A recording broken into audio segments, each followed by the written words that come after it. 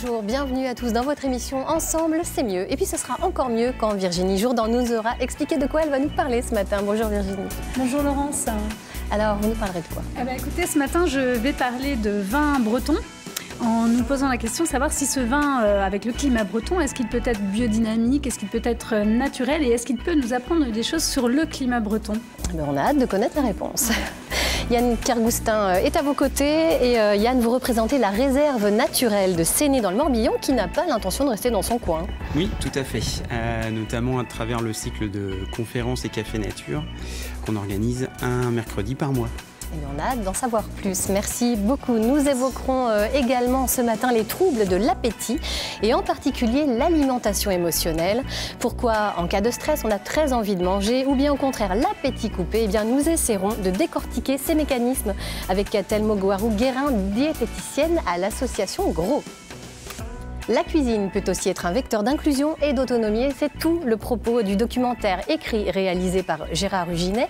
Le droit à l'excellence, c'est l'histoire de 6 jeunes atteints de troubles cognitifs qui ont participé à un concours culinaire extraordinaire à Vannes. L'un d'eux, Stanislas Del Ronco, nous racontera son parcours. Et puis un autre parcours extraordinaire, c'est celui de la Bretonne Soisy Korn, la co-animatrice de l'émission Jeunesse Culte de TF1 dans les années 75-80. Les visiteurs du mercredi a été vénérée par des millions d'enfants durant sa carrière à la télé. Elle sort un livre qui retrace sa vie et elle est avec nous ce matin. Enfin, on retrouvera Billy à la SPA de Rennes avec un petit chat à adopter. Voilà, on est ravis de vous accueillir sur le plateau d'Ensemble, c'est mieux. On va évoquer tout de suite l'alimentation émotionnelle, c'est ce que je vous proposais. Et bien tout de suite, une petite introduction en images. Arrête de t'empiffrer. Mais je suis angoissée, ça me fait du bien. Pour 63% des Français, l'alimentation est plus un plaisir qu'une nécessité. Il arrive même que nos émotions dictent notre appétit. Un coup de stress et on a l'appétit coupé.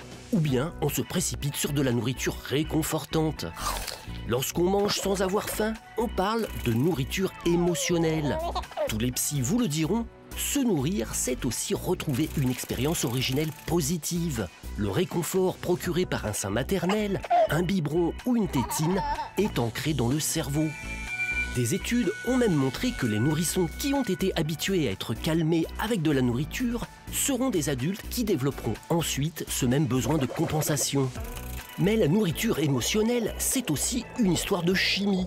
Les aliments qui ont bon goût déclenchent dans notre organisme la libération de substances comme la dopamine ou l'endorphine, des hormones qui procurent des effets euphorisants, relaxants, bref, que du plaisir.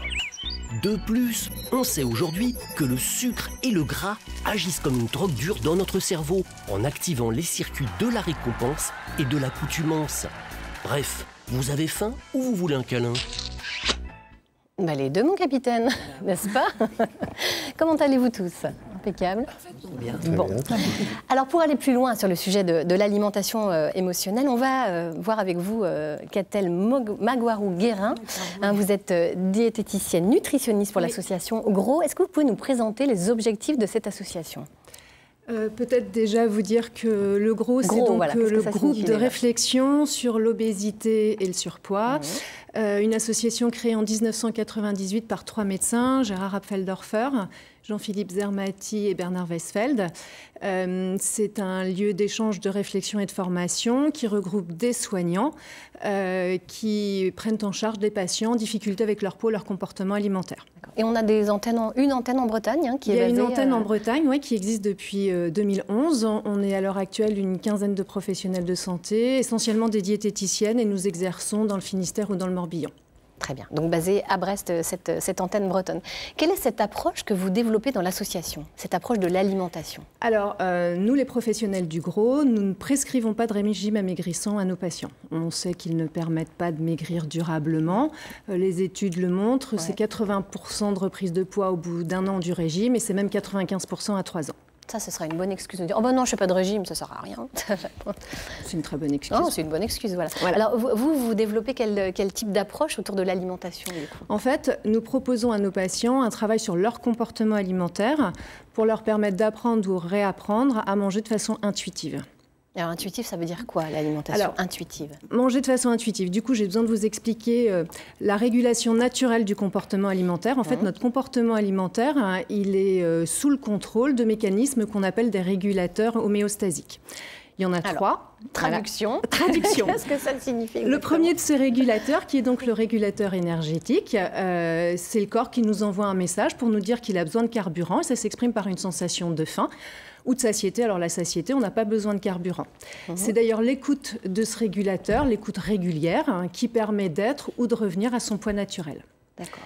Le deuxième régulateur, c'est le régulateur nutritionnel, qui est au service de notre état nutritionnel. Et dans ces cas-là, le mangeur perçoit une faim d'un aliment en particulier, ce qu'on appelle dans notre jargon des appétits spécifiques. Et nous ne sommes pas toujours attirés en ayant faim par les mêmes aliments. Alors, c'est toujours du gras et du sucré ou pas? Non, ça c'est une envie de manger en ayant faim. Donc c'est tantôt des pâtes, tantôt de la viande, tantôt un yaourt, tantôt un fruit, tantôt des légumes. On peut aussi avoir des appétits spécifiques qui nous conduisent à manger des légumes. C'est rare, peut-être, d'avoir envie de légumes, mais quoique, quand on est dans l'alimentation intuitive, c'est pas si rare que ça. D'accord. Et puis manger peut évidemment, enfin c'est ce qu'on expliquait tout à l'heure, participer au rétablissement de notre équilibre émotionnel. Donc dans ces cas-là, un inconfort procure au mangeur une envie forte de manger un aliment gras et ou sucré, d'accord, un aliment réconfortant pour lui, ce qu'on pourrait aussi appeler un aliment doudou. Donc ça peut être le chocolat, j'entends souvent parler du chocolat, ça peut être les gâteaux, les cookies ou autres gâteaux, des gâteaux apéritifs sur une version salée. D'accord. Ce qu'il faut savoir, c'est que quel que soit le régulateur qui nous motive à manger, donc le régulateur énergétique, nutritionnel ou émotionnel, nous allons nous arrêter de manger quand nous n'aurons plus de plaisir à manger. Et nous n'avons plus de plaisir à manger quand nous sommes rassasiés ou réconfortés. Donc vous travaillez sur la sensation de faim et de satiété. On travaille sur plein de choses, entre autres la sensation de faim, de satiété, les appétits spécifiques et les envies de manger émotionnelles aussi. Voilà. Ce qui perturbe la régulation naturelle du comportement alimentaire, c'est éventuellement un état de restriction cognitive. Donc ça, c'est quand le mangeur, pour tenter de contrôler son poids, maigrir ou ne pas grossir, ne mange plus en fonction de ses différents besoins que je viens de vous expliquer, mais en fonction de règles ou de principes, par exemple, ou de croyances. Voilà, c'est ça. Il ne faut pas manger tel ou tel aliment, il faut manger tel autre aliment, il faut manger à tel moment et pas à tel autre moment. Donc dans ces cas-là, le mangeur, il est plus à l'écoute de ses besoins. Et quand une envie de manger émotionnelle arrive, comme dans ces cas-là, nous sommes attirés par les aliments gras et ou sucrés qui sont diabolisés dans l'état de restriction cognitive, il va d'abord peut-être résister à son envie de manger émotionnelle, peut-être plutôt dans un premier temps manger un soi-disant bon aliment, puis finalement craquer sur l'aliment pour lequel craquer sur l'aliment pour lequel il avait envie, manger cet aliment en culpabilisant et donc sans se réconforter. D'accord. Donc le principal pour vous, c'est de réguler absolument. Le principal, c'est d'être à l'écoute de ses besoins, tantôt les énergétiques et nutritionnels et tantôt les émotionnels. Et les besoins émotionnels, pour revenir sur ce qu'on disait, ne font pas grossir s'ils sont régulés avec l'écoute de la faim et de la satiété sur les prises alimentaires suivantes. D'accord, ça parle à Swazik. C'est la suivante qui me gêne. Ah bon? Oui, parce que moi, quand je commence, j'arrive pas à m'arrêter comme ça. Alors, si on n'arrive pas à s'arrêter, généralement, c'est qu'on n'est pas très attentif à ce qu'on fait. Donc, par exemple, manger en faisant autre chose en même temps. Ou alors, il y a des pensées qui sont en train de juger ce qu'on est en train de faire. Et donc, du coup, il n'y a pas de plaisir. Et s'il n'y a pas de plaisir, il n'y a pas de diminution, une disparition du plaisir. Et donc, on ne peut pas s'arrêter de manger. Alors, il y a aussi la question du stress. Je ne sais pas, est-ce que les uns et les autres, vous, ça vous coupe l'appétit? Au contraire, ça vous décuple l'appétit, peut-être? Moi, ça ne me coupe pas l'appétit. Non, pas du tout. Je vais plutôt avoir, envie de chocolat, effectivement. Moi, le constat que j'en ai fait tout au long de ma longue vie, c'est qu'en fait, il n'y a qu'une façon de maigrir, c'est d'être amoureux. C'est ce qui se dit. Mais c'est vrai. C'est vrai que ça fait maigrir. Non, ça ne fait pas maigrir. Oui, c'est ce qu'on se disait. En tout cas, ça empêche d'abuser, déjà. On pense à autre chose. Peut-être que dans ces moments-là, on est préoccupé par autre chose et effectivement, on a moins d'alimentation émotionnelle et peut-être juste l'écoute de la faim et de la satiété. C'est ce qu'il faut souhaiter à tout le monde, en fait. C'est peut-être ça, en fait. On retrouve en tout cas sur votre site gros.org tout le répertoire des professionnels de santé. C'est ça qui on retrouve aussi d'autres informations. Et d'autres informations qui sont donc ces professionnels de santé formés à cette approche de l'alimentation intuitive. C'est bien comme ça qu'on dit. Merci beaucoup, Catel. On va parler de cuisine. On va continuer du coup à parler de cuisine avec vous, Gérard Ruginet. Bonjour, bienvenue. Bonjour. Et avec vous également, Stanislas Dalronco. Gérard, vous avez écrit et réalisé un très beau film qui s'appelle Le droit à l'excellence, qui sera diffusé ce soir sur notre antenne. Comment vous est venue l'idée de ce documentaire ?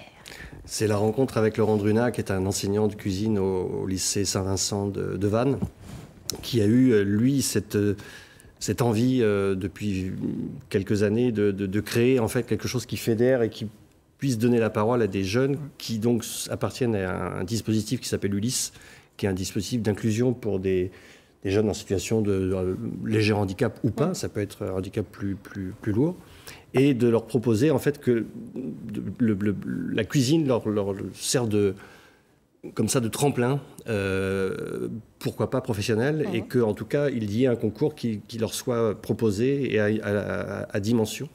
Mais un vrai concours, c'est pas quelque chose qui est, on va dire, complètement adapté. C'est un vrai concours de cuisine avec une vraie compétition, un vrai gagnant, et puis un enjeu important, une préparation sur quelques mois et assez courte en réalité. Donc voilà, c'est à partir de cette rencontre que le projet est né.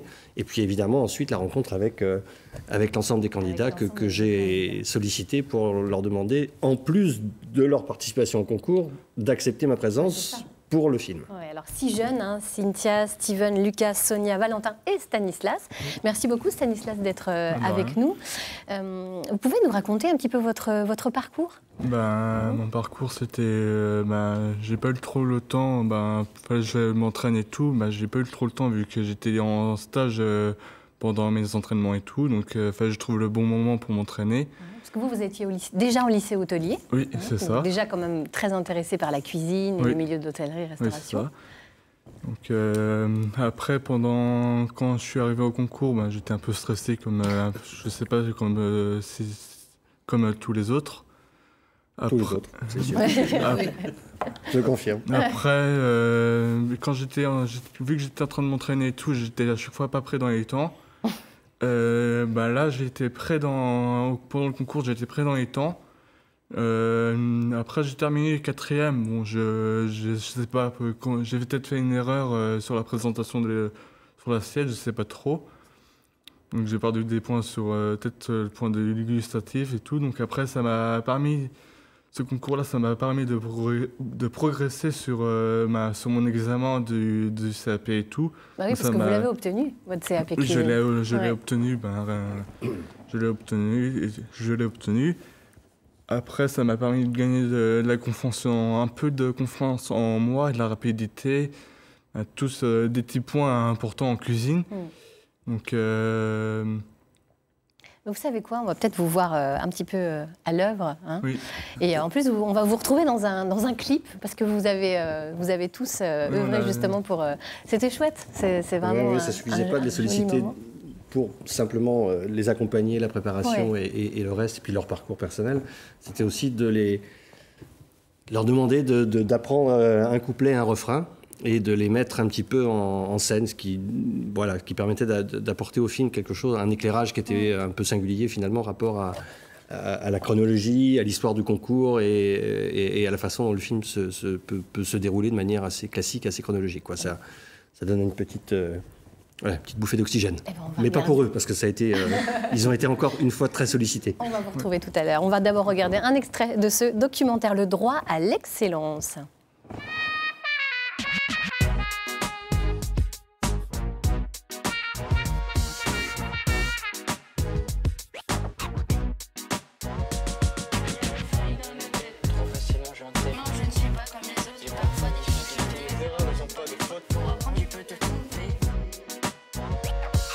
J'ai pas d'a priori sur la différence. Il y a une personnalité avant le handicap. Comment tu vas ? Une personnalité avant tout. Voilà, donc c'est pas dérangeant qu'on travaille avec un jeune triso, quelqu'un qui a d'autres difficultés psychologiques ou autres. Il y a une personnalité, il y a un être vivant. Après là, moi je suis juste un peu la béquille, mais il faut que les jeunes soient vraiment acteurs. Il faut que les jeunes soient vraiment acteurs, il n'y a pas de doute. Vous vous êtes senti acteur, Stanislas, de votre vie à ce moment-là ? Oui, un peu. Ouais.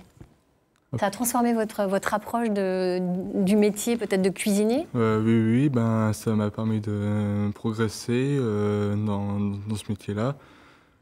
Aujourd'hui, vous avez l'intention de faire un bac pro, hôtellerie, restauration? Plus maintenant, vu que récemment, j'ai fait 2 mois de travail dans le milieu hospitalier et tout, donc j'ai fait pendant 2 mois. Donc là, c'est le fin de contrat s'est terminé récemment. Donc là, ça m'a permis de progresser encore beaucoup plus. J'ai appris de nouvelles choses. Chaque jour, j'ai appris des choses et tout. Et donc, ça m'a propulsé beaucoup plus loin que j'imaginais.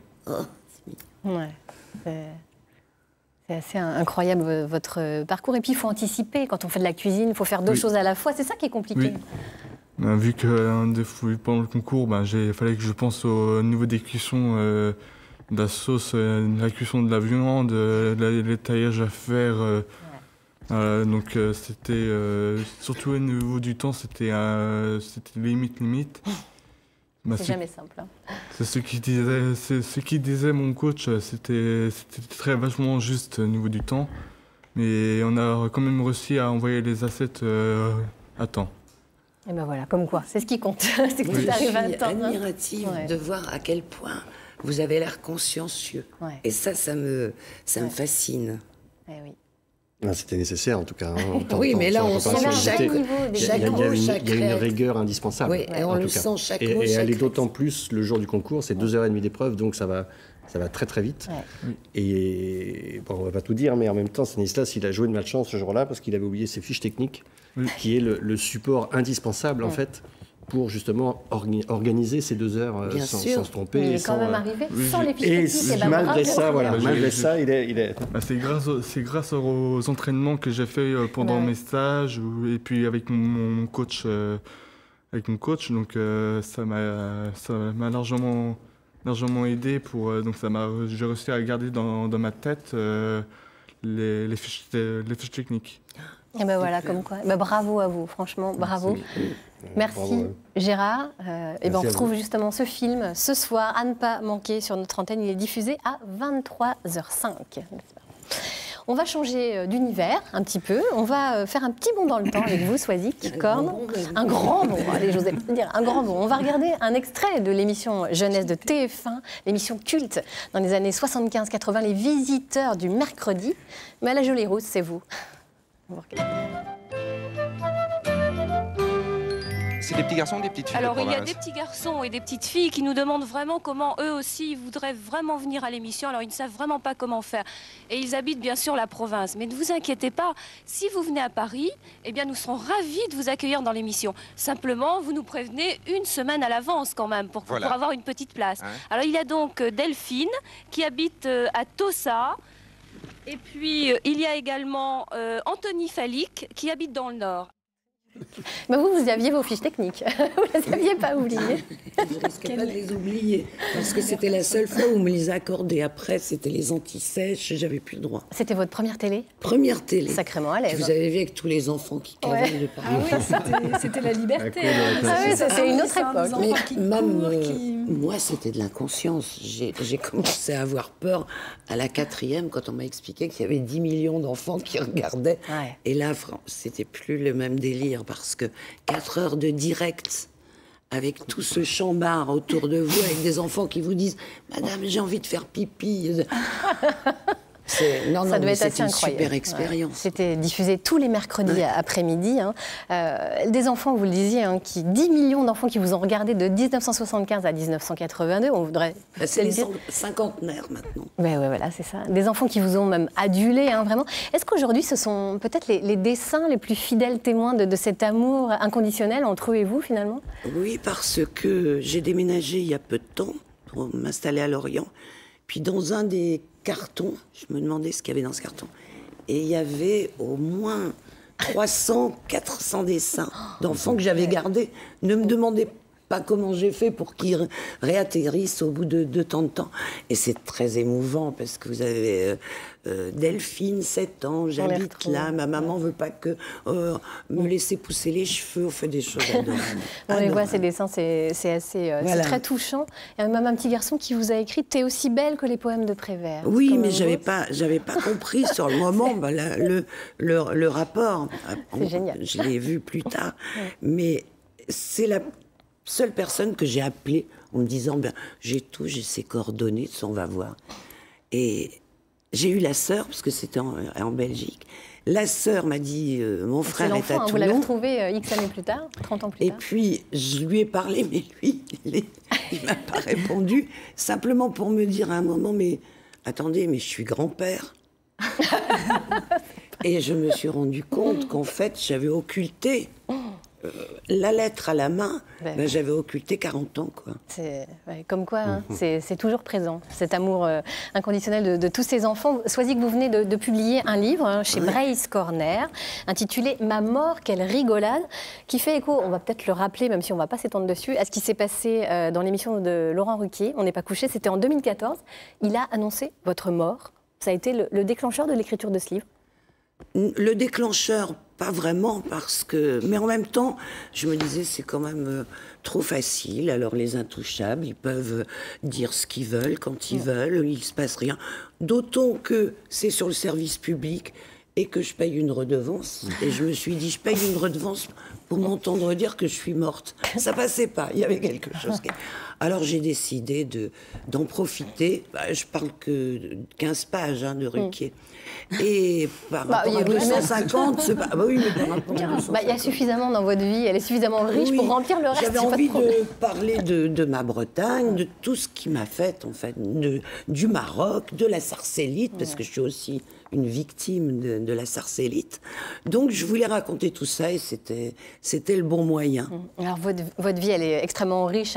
Ce mélange, le chaud, le froid, les odeurs, les couleurs, la pauvreté, une vie un peu plus confortable. C'est ça, pour vous, la Bretagne, c'est les odeurs. Ah, mais c'est les odeurs. C'est toute mon enfance, moi, je l'ai passée dans un petit village à côté de Quimperlé qui s'appelle Mélac, dans la ferme de chez ma grand-mère où j'allais tous les jeudis, et de mon grand-père, je ne sais pas pourquoi je l'oublie tout le temps. Et c'est quoi? C'est l'odeur de crêpes, c'est le pot-au-feu, c'est les jours de battage, c'était mes jours préférés, où on faisait ce qu'on appelait la Quenfrey, c'est-à-dire grande fête pour tous les gens qui venaient aider. Donc moi, je suis nourrie de ça. Ensuite, j'ai enchaîné avec le Maroc.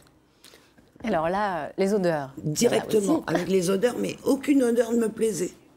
Et pour cause, moi, l'huile d'olive, le mouton, tout ça, ça collait pas. Mais le mélange de tout cela a fait que finalement, ça se passe bien. Les odeurs, les couleurs, tout ce qui est riche.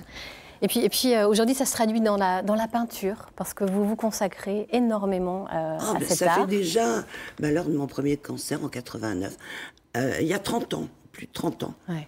La maladie a changé justement votre approche de la vie? C'est-à-dire que je me disais, parce que le mot cancer est tellement impressionnant, que je me disais, si je dois mourir... Depuis que je suis petite, je me voyais toujours en train de peindre, au moins que j'essaye. Puis j'ai essayé tout de suite l'huile, la fille qui se gêne. Et ça, j'ai pris un livre qui s'appelait « Comment peindre à l'huile » des éditions Bordas. Je vous assure que c'est vrai.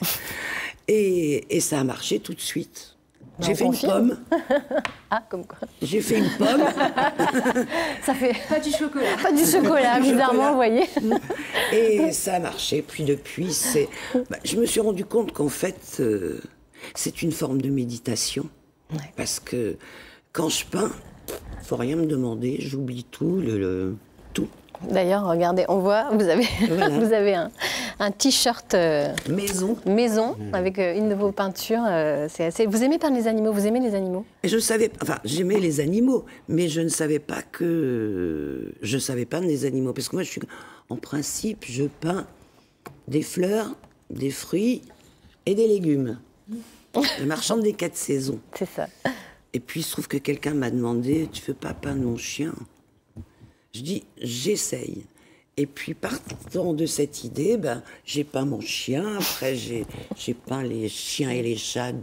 Mais je trouvais qu'il fallait les habiller un peu pour que ce soit plus rigolo. Bah, c'est plus sympa comme ça. Bon, ça fait partie de toutes les anecdotes qu'on retrouve dans votre livre, qui est vraiment plein de couleurs, plein d'odeurs, qui est très, très chouette, très vivant.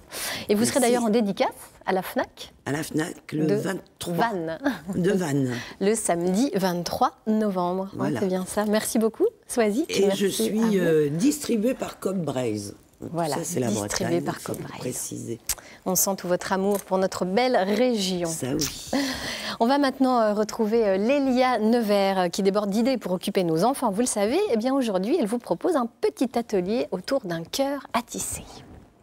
Bonjour, c'est Clélia. Bonjour, moi c'est Divya. Moi c'est Antonin. Donc on vient ici pour découvrir des astuces pour développer la motricité de Antonin.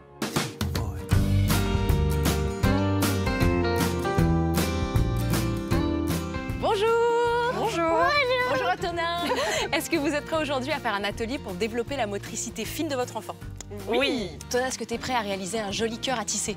Oui. Oui, et ben on y va, c'est par là.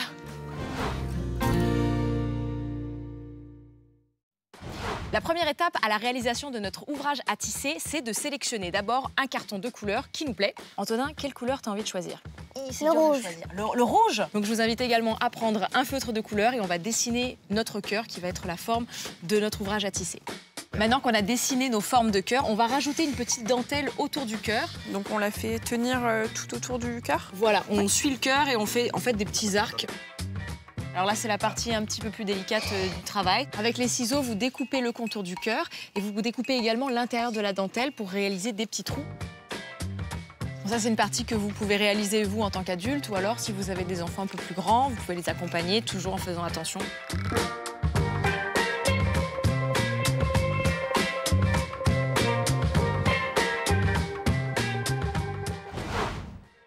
Et maintenant que vous avez une jolie forme, vous pouvez vous asseoir avec votre enfant pour décorer le cœur. Alors on peut utiliser tout ce qu'on a à portée de main à la maison et toutes ces décorations sont l'occasion pour votre enfant de s'entraîner à la précision.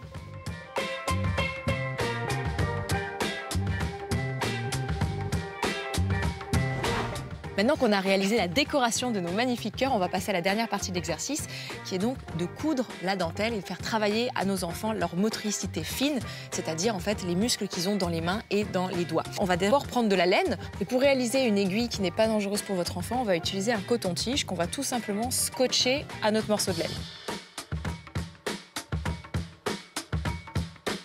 L'objectif de cet exercice est donc de faire passer le coton-tige et le fil à travers les trous du cœur, comme si votre enfant était en train de coudre. Ouais, super.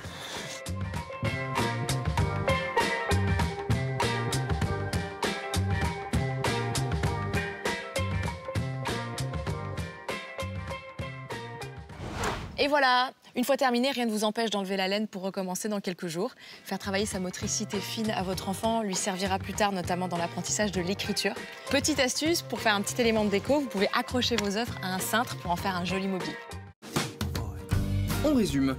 Pour travailler la motricité fine de votre enfant avec les cœurs à tisser.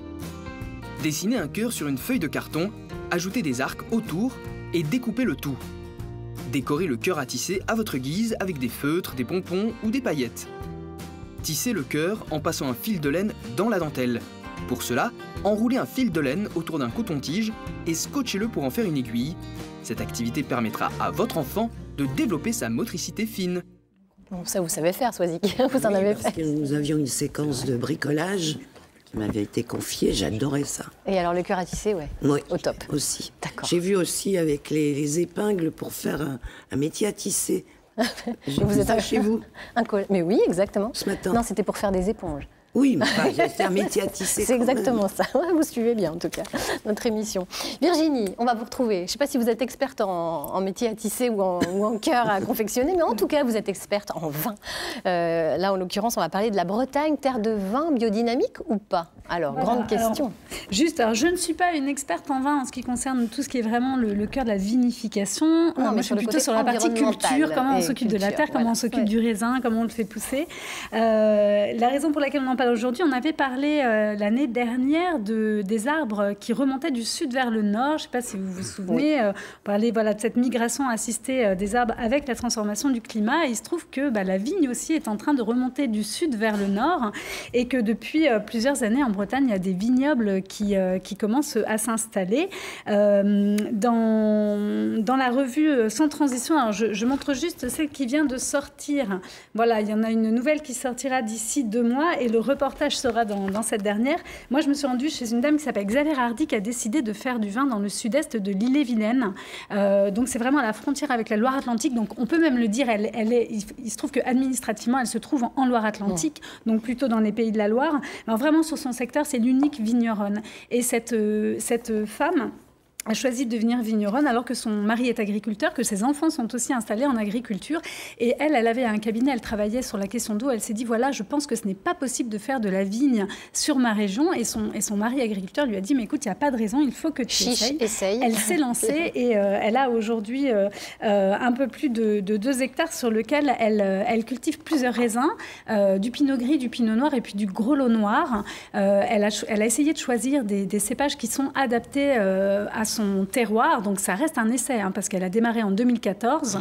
Là, elle a ses premières cuvées qui sont sorties, mais ça restait vraiment très exploratoire pour elle, et elle n'y est pas allée en se disant qu'elle allait jouer dans la facilité, parce que la vigne, aujourd'hui, c'est la 4e culture qui utilise le plus de produits phytosanitaires en France. Elle a choisi de s'en passer. Donc sans sulfite ? Alors, sans sulfite. Aujourd'hui, voilà, c'est ça. Alors, aujourd'hui, 13% du vignoble français travaille avec des raisins issus d'agriculture biologique, c'est-à-dire on peut utiliser du cuivre, mais en tous les cas, pas de produits phytosanitaires chimiques. Alors, elle a choisi l'option biodynamique, puisqu'elle n'utilise même pas de cuivre. Donc, elle s'est arrangée, elle a planté ses vignes de manière très proche pour qu'il y ait une concurrence de vigne à vigne pour qu'elle pousse bien. Et elle pratique donc la biodynamie, c'est-à-dire qu'elle s'intéresse au cycle de la Lune pour savoir quand faire ses traitements à base de tisanes, de décoctions de plantes naturelles, de prêles, par exemple. Donc, c'est un savoir-faire important. Et effectivement, au moment de la vinification, Xavier Hardy a choisi de travailler sans sulfite parce qu'elle souhaite avoir un vin le plus naturel possible. Est-ce que ça se fait ailleurs en Bretagne ? Alors, est-ce que ça se fait ailleurs en Bretagne ? Alors, c'est le vin en Bretagne. Alors, l'Association pour le renouveau du vin en Bretagne compte environ une douzaine aujourd'hui de personnes qui ont des projets professionnels autour du vin en vignes plantées et professionnels. Il y en a vraiment 4 qui ont démarré. Il y en a une qui a démarré sur l'île de Groix. Les cèpes viennent tout juste d'être mis en terre cet été, donc on n'a pas encore le produit du vin qui va venir. On sait juste donc que Mathieu, qui s'est installé non loin de la Pointe des Chats, va cultiver de la vigne face à l'Atlantique et souhaite, lui, en tous les cas, de la même manière, avoir une démarche biodynamique. Et au moment de la vinification, il souhaite travailler le vin de manière naturelle, c'est-à-dire sans y ajouter de sulfite. Donc là, c'est vraiment strictement le terroir qui va jouer. C'est vraiment la découverte. Il est sur du schiste aussi. Ce va être la surprise. Que va donner ce vin ? Ce sera une surprise. Il compte sur des vendanges en 2022, 2023. Pour vraiment avoir une vraie vinification, il va falloir être patient. D'autres lieux également ? Alors, il y a des lieux. Donc, la vigne associative existe aussi depuis pas mal de temps. Et on peut citer une des vieilles vignes, alors tout est relatif, puisqu'elle date de 2009, au Braden, à côté de Quimper, c'est non loin de la route, d'un embranchement, pas autoroutier. Bon, on ne donnera pas l'adresse. Vraiment, voilà, en tous les cas, c'est assez atypique. Ils souhaitaient vraiment remettre des cultures. Alors, eux, ils travaillent aussi en bio. En tous les cas, ils n'utilisent pas non plus de produits phytosanitaires. Puis en plus, ils sont en association, donc de toute façon, ça ne serait pas possible. Ils ne font pas du vin pour le vendre. Ils font du vin pour avoir le plaisir de travailler la vigne ensemble et de pouvoir faire les vendanges et pouvoir le vinifier de la même manière. C'est un vin blanc. Les cuvées sont à découvrir d'une année sur l'autre. On peut se rendre à Quimper si on souhaite les rencontrer. D'accord. Le Mondol également, et il y a le Mondol qui vient également en avril dernier aussi de planter ses vignes. Donc sur l'associatif, c'est pareil. On est à peu près à une dizaine de vignes associatives en Bretagne qui existent. Donc et là, de la même manière, ce sera vraiment pour le plaisir. Là, c'est plus pour renouer avec l'histoire. Il y avait des vignes qui étaient présentes dans le temps. Et là, on vient avec de nouveaux... on vient avec des savoirs, l'envie de travailler vraiment en fonction du terroir et de la même manière sans produits phytosanitaires, c'est-à-dire sans pesticides, sans produits ancides qui vont tuer les petits champignons dans le sol. Et ces vignes, elles pourraient nous apprendre des choses sur le climat, justement? Oui, il y a un chercheur qui travaille en Bretagne qui s'appelle Hervé Quénol et qui est en train de lancer un observatoire de la vigne en Bretagne. Alors déjà, il explique que le climat breton a pris en 50 ans 1 degré de plus. Donc ça favorise cette remontée des vignes. On se dit, tiens, ça commence à devenir possible de faire de la vigne en Bretagne. Il va installer des capteurs dans plusieurs vignes pour pouvoir faire la corrélation en fait entre les températures, le vent, le taux d'humidité et puis les taux de sucre des raisins. Comment la végétation et comment les fruits réagissent aux transformations du climat. Et ce qui nous apprend déjà, c'est que ça ne va pas être gagné quand même de faire la vigne en Bretagne. Il faut rester prudent parce que avec le réchauffement climatique, la végétation arrive un petit peu plus vite. Or, les épisodes de gel sont toujours présents. Et alors là, ça peut faire vraiment des gros dégâts en mars-avril sur la vigne qui a déjà commencé un petit peu à se réveiller. Il va falloir être patient et puis courageux et prendre des risques parce que c'est ça aussi. Oui, c'est une prise de risque. Ce sont des passionnés de toute façon qui vont prendre soin de leur cèpe, de leur pied de chardonnay, etc. Merci Virginie. Yann Cargoustin, vous écoutez avec beaucoup d'attention parce que vous êtes passionné par ces histoires de sol, etc. Évidemment. Vous êtes garde animateur à la réserve naturelle de Séné dans le Morbihan, et ce matin vous nous présentez un cycle de conférences et de café nature intitulé La nature, c'est notre culture. Vaste programme. Dites-nous alors, qu'est-ce qui nous attend et surtout comment est née cette idée de cycle de conférences? Le cycle de conférences, il est né il y a 14 ans. L'idée était venue des bénévoles de l'antenne de Vannes de Bretagne Vivante, de la réserve, et puis de s'installer à l'Université Bretagne Sud et puis d'organiser tous les mois une conférence sur la nature. Voilà, ce cycle a évolué au fur et à mesure des années. Il y a quelques années, on avait en parallèle 2 programmes, un programme de conférence et un programme de café nature qu'on a fini par fusionner. Voilà. Comme ça. L'objectif, c'est quoi exactement? C'est de partager les connaissances C'est du partage de connaissances, c'est aussi s'interroger sur la place de l'homme dans le vivant et puis dans son environnement. C'est là, tout le programme cette année est vraiment axé sur cette thématique-là. Et d'ailleurs, c'est le titre de notre cycle de conférences. Voilà, c'est de ramener la nature, c'est notre culture. C'est plus que de l'environnement. Ouais. Ça peut toucher plein de choses. À partager les résultats des études scientifiques, évidemment. Exactement. Donc, il y aura combien? Alors, 4 conférences, 4 cafés nature, 3 conférences à venir, parce qu'il y en a déjà une qui est passée au mois d'octobre, avec des invités qui n'ont pas dû être très simples à caler, parce qu'il y en a des sacrément prestigieux. Oui, voilà, il y a eu... Enfin là, c'est un gros concours de circonstances. Il y a des gens qu'on essaie d'avoir depuis 2 voire 3 ans. Et il s'avère que cette année, tout le monde a pris son créneau rapidement et résultat, on a eu tous les gens qu'on voulait depuis quelques années. C'est comme pour le vin, il ne faut pas se décourager, il faut persévérer, on y croit. Super millésime. Ouais, super millésime cette année, effectivement. C'est ça. 2019. Donc, Isabelle Autissier sera des nôtres, par exemple. Le 20 novembre, la prochaine conférence, ce sera avec Isabelle Autissier, oui. Alors, elle est écrivaine, navigatrice, on le rappelle, et puis elle est présidente d'une association très célèbre. Assez connue, oui. La WWF, oui. En France. Donc le 20 novembre à 20h30, ça se passe à l'Université Bretagne Sud, sur le campus Vannetais. Il y a également un invité qui s'appelle Jacques Capla. Oui, ça rejoint un peu la thématique d'aujourd'hui. Jacques Capla, c'est un agronome, un des grands maîtres à penser de l'agroécologie. Notamment avec Pierre Rabhi, avec qui il a écrit un livre il y a quelques années, qui présentera la façon de faire de l'agroécologie et de l'application qu'elle peut avoir dans la vie de tous les jours. Donc qu'il est possible d'avoir du bio en France et puis de contenter tout le monde. Ouais, donc ça, ce sera le mercredi 18 décembre. C'est ça, le mois prochain. Voilà, écoutez, de toute façon, il ne reste plus qu'à se rendre sur le site de la réserve de Séné où tout est détaillé et on apprendra énormément de choses dans ce cycle de conférences.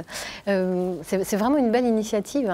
Il y a encore d'autres invités prestigieux. Evelyne Heyer, par exemple. Evelyne Heyer, qui a travaillé sur la rénovation du musée de l'Homme à Paris. C'est une très grande scientifique. Ces dernières années, elle s'est intéressée au rapport entre les différences entre les hommes et le patrimoine génétique. Et elle viendra nous présenter tout ça au mois de février. Bon, bah écoutez, ça promet d'être très intéressant. Ouais, des conférences à ne pas manquer. Vous qui êtes passionné de Bretagne, Soisic, je pense que vous savez où aller. Sans voyager trop, ça me convient. C'est parfait, impeccable. Un grand merci à vous tous. On va retrouver, vous qui aimez aussi les animaux décidément, on va retrouver Billy à la SPA de Rennes avec un nouvel animal à adopter. Bonjour tout le monde. Bonjour. Alors avec mon expérience l'autre jour de cacahuète, aujourd'hui je prends sur moi et je prends le chat dans mes mains. Oui. Dans mes bras. Aussi petit Woody en même temps. Woody il s'appelle. Il s'appelle Woody. Oui c'est ça, j'ai pas pris le plus mollos. Comme la dernière fois on a vu les 2 bébés, là ça m'allait très bien. Il me regarde quand même bizarre. Hein. Non, avec plein d'amour. Oui. Alors faut que tu regardes là chérie. Donc moi on s'en fiche de moi, c'est pas grave, c'est toi qu'il faut qu'on voit. Alors Woody il a quel âge? Il a 5 mois. Il a 5 mois. C'est un petit chat qui a été trouvé avec ses frères et sœurs dans la rue. D'accord. Donc voilà, du coup il est arrivé chez nous pour trouver une famille. Ok. C'est un petit chat très familier, hein, pas du tout sauvage. Même moi, regarde, il m'a accepté, donc c'est qu'il est gentil comme tout. Hein. Qui mouline avec ses petites pattes, ça prouve qu'il est content. C'est ça, quand ils sortent leurs griffes, c'est quoi en fait? Ça veut dire quoi? Tout dépend pourquoi ils sortent leurs griffes, mais là notamment il mouline, donc là il est content, il profite de son petit moment câlin. Là je sens bien qu'il mouline. Oui, mais c'est vraiment c'est de l'affection. D'accord. Ah oui, ok. Donc c'est un marque d'affection. Alors ce petit bonhomme, il peut s'adapter partout du coup? Oui, un petit peu partout, en maison, en appartement. Bien sûr, en appartement, s'il a aussi un enrichissement suffisant pour son bien-être. C'est important de rappeler qu'il leur faut des cachettes, qu'ils aiment beaucoup être en hauteur aussi, donc ils ont besoin d'avoir des petits perchoirs en fait, pour se retrouver un petit peu en sécurité quelque part. On n'est pas obligé de mettre un arbre à chat qui n'est pas forcément très très joli, on peut mettre des petites étagères sympathiques. Aussi, bien sûr, après l'arbre à chat c'est bien aussi justement pour qu'ils fassent leurs griffes, qu'ils apprennent à le faire sur l'arbre à chat et pas ailleurs. Ouais, pas sur le canapé quoi. Donc tout ça c'est une question d'éducation. C'est une question d'enrichissement surtout, parce que bon, éduquer un chat c'est pas toujours évident, ça reste des félins, hein, donc après on peut leur apprendre certaines choses bien sûr, mais il faut leur donner envie aussi d'apprendre et puis surtout de nous faire plaisir. C'est ça, et ben comme ça on aura une belle relation. Bon bah je crois que là le petit bonhomme, ouais il est bien là. Hein. Et ben écoute merci beaucoup, on va pas faire trop de bruit, on va le laisser là faire sa petite sieste. Bonne nuit chouchou. Je peux rester la journée comme ça avec toi. Tu vois qu'il est mignon. Ouais, c'est vrai. Tous les chats n'ont pas le même caractère là. Ah bah non, hein, c'est comme les humains, ils ont tous leur personnalité. Allez bisous tout le monde. Oh, merci Billy, je crois qu'il vous a adopté en fait, hein. Voilà, c'est vite fait. Vous êtes plutôt chat ou plutôt chien, vous, Soisic? Moi, je suis chien et chat. Oui, parce que vous peignez aussi des chats, effectivement. Bon, écoutez, bonne continuation à vous. Un grand merci d'être venu sur ce plateau. On rappelle la diffusion ce soir, Gérard, du documentaire Le droit à l'excellence à 23h05. Merci infiniment, Stanislas, pour votre très très beau témoignage. Merci beaucoup et continuez comme ça. Ne lâchez rien, c'est comme pour la vigne, on lâche rien, surtout. Merci à tous, merci Ketel et merci Yann. On se retrouve demain à 10h45. Nous nous pencherons notamment sur l'assurance vie. Son âge d'or est-il fini? Eh bien, c'est ce qu'on verra. Dans quelques instants, vous retrouvez votre série Itinéraire Bretagne avec une immersion à Carhaix. Avec Isabelle Rettig, on apprendra plus sur l'archéologie de la ville du Centre-Bretagne. À midi, ce sera l'heure de votre journal régional. Quant à nous, on vous souhaite une excellente journée sur France 3 Bretagne. On vous dit à demain et on vous dit Kenavo. Kenavo.